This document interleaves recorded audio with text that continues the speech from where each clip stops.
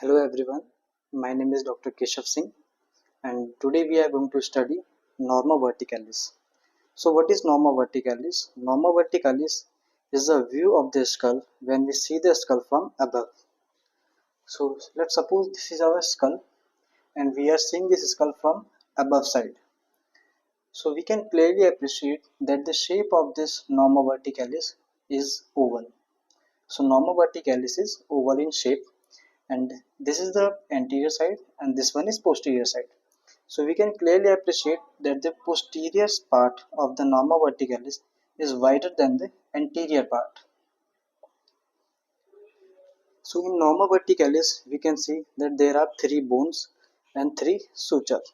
There are main three sutures and three bones. So anteriorly we have frontal bone, posteriorly we have occipital bone, and on each side we have parietal bone. So there are three bones: frontal, occipital and parietal. And there are three sutures as well. So the suture which lies in between frontal bone and the parietal bone, that means this suture is known as coronal suture. And the suture which lies in between parietal bone and occipital bone, that is this suture. This suture is named as lambdoid suture.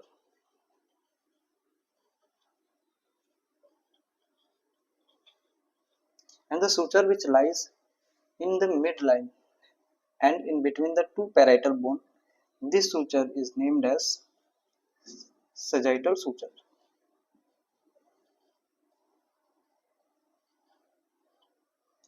So these are the three bone and three sutures. So the direction of the coronal suture is forward and downward, and the direction of the lambdoid suture is also downward and forward.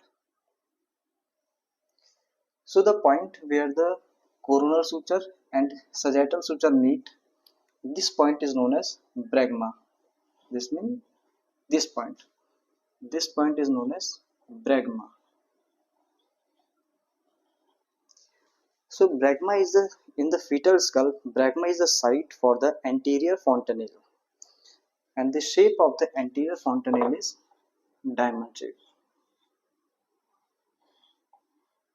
This is the shape of anterior fontanelle.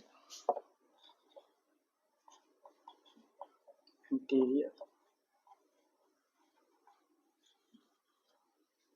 And the site where lambdoid suture and sagittal suture meet, this point is known as lambda. And in the fetal skull, lambda is the site for posterior fontanelle.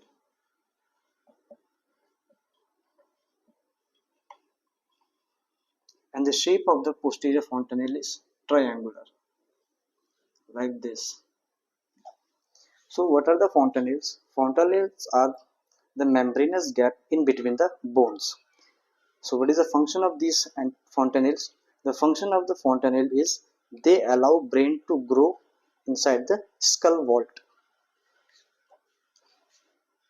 Then there are anterior to lambda, approximately 2.5 to 4 centimeters, we have one foramen on each parietal bone. One foramen on each parietal bone, and this foramen is known as parietal foramen.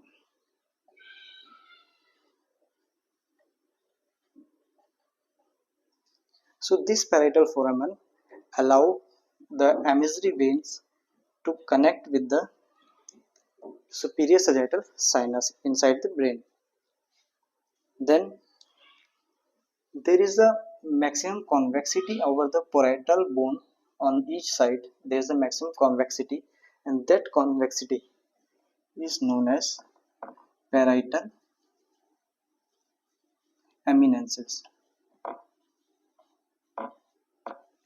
So parietal eminence is on both the side of the parietal bone, and the the highest point over the sagittal suture is known as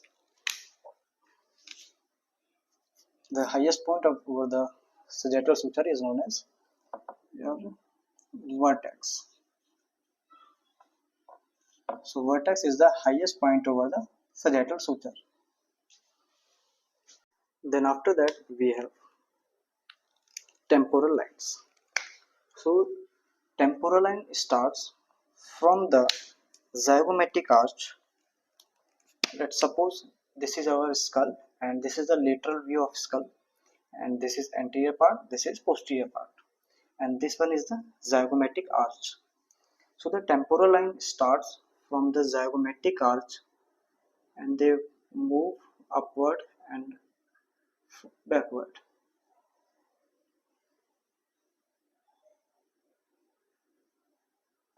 So we have mainly two temporal lines. This line is superior temporal line and this one is inferior temporal line.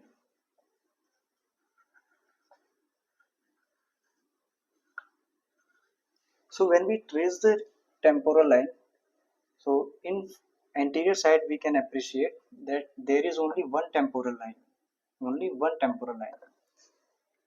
So this temporal line moves backward and upward and then crossing the sagittal coronal suture and passing over the parietal bone.